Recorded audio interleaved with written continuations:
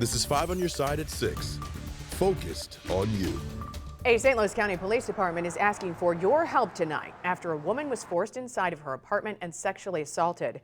Thank you for joining us. I'm Ann Allred. And I'm Mike Bush. That assault happened Tuesday night in Florissant near the 700 block of Mendocino Court. 5 on your side's Holden Kerwicki spent the day speaking to people who live in the area, and he joins us now live outside the Florissant Police Department with why police say the incident is highly unusual for their community. Holden? Well, Mike, I spoke with the public information officer for the Florissant Police Department earlier today, and he told me they are taking this case extremely serious because, as he put it, things like that simply don't happen here, and the crime data backs that up. Sexual assaults are extremely rare here in Florissant, but right now they don't believe the suspect had a weapon, though the people who live in the area told me they're not taking any chances. Though he only moved here in August, Terrell Marion says he has enjoyed his time living in this Florissant apartment complex. It's normally peaceful. The neighbors speak to you and everything, so I haven't had any issues so far. That's why Marion says he was shocked to hear what happened here just 2 nights ago. As she was entering her apartment, she was approached from behind and forced into the apartment, and that's where the assault occurred.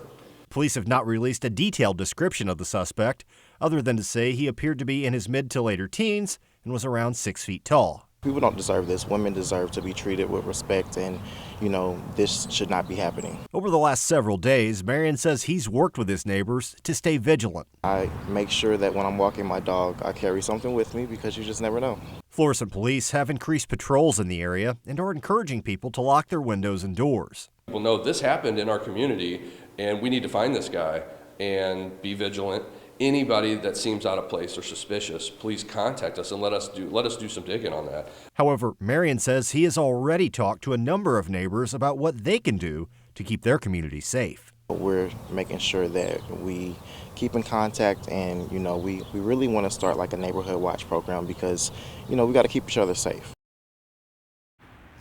Marion told me he's already talked with management at that apartment complex and that he would like to see cameras installed in all of the buildings so they can keep track of who's coming and going and try and protect people from incidents like this. Now, if you live in the area of the 700 block of Mendocino Court and saw anything out of the usual in the last several days, you're being asked to call Florissant Police. Reporting live in Florissant, Holden Kerwicki, 5 on your side. Tonight, exclusive footage from a security group trying to enhance safety. Armed men were seen on surveillance video in the Central West End, and they may be connected to car thefts in the area. Our Justina Cornell sat down with the group's executive director and joins us in studio. Justina. Yeah, and so 2 weeks ago, I actually spoke with the Central West End Neighborhood Security Initiative for reports of 4 to 5 men connected to several armed robberies in the CWE.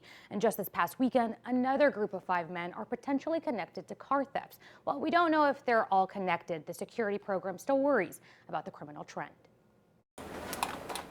Before his eyes, Jim White has access to more than 200 cameras that have eyes on the city. Yeah.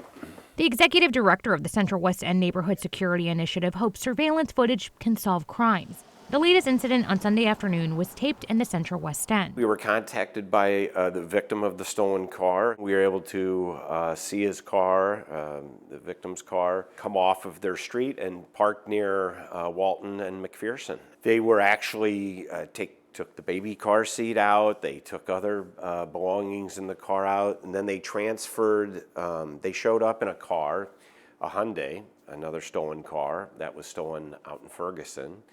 And they were transferring all their belongings in one car to the new car that they had stolen. Zooming in, you can see the victim's rear window smashed. And in the footage, most of the men are masked.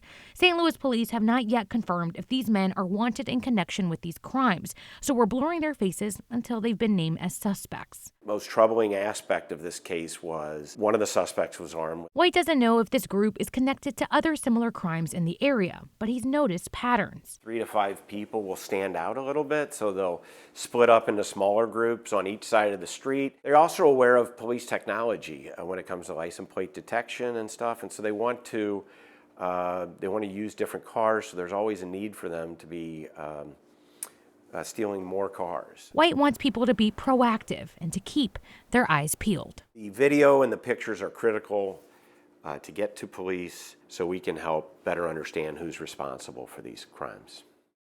Now, White said after this happened, other footage shows these same men were also seen pulling on car door handles. That's why White encourages people to put clubs on their steering wheel. Now, if you happen to have any information, you can contact Crime Stoppers at 1-866-371-TIPS. Just hours ago, officers responded to a shooting in the Baden neighborhood. It happened on Edna Street. Police say a 45-year-old man was found in front of one of the houses, and the victim says he was riding his bike nearby when someone confronted him with a gun and shot him. He was taken to a nearby hospital. He is in critical condition right now. We do not know the name of the victim or what led up to this shooting. The investigation is ongoing. One person is dead after a van crashed into a ditch this morning in East St. Louis. The crash happened by St. Clair Avenue, close to I-255. The van was found between two bridge crossings. The driver was pronounced dead at the scene. We still don't know what led up to the crash. We now know the identity of a woman killed in a 3-car crash in North St. Louis County. The crash happened at around 4:30 p.m. yesterday. Police say Marion Harris Dukes was turning eastbound onto North Lindbergh from Jamestown Bay Drive when her car was hit by 2 other cars. Harris Dukes, a 7-year-old passenger, was in the car, and 2 other drivers. They were all taken to the hospital.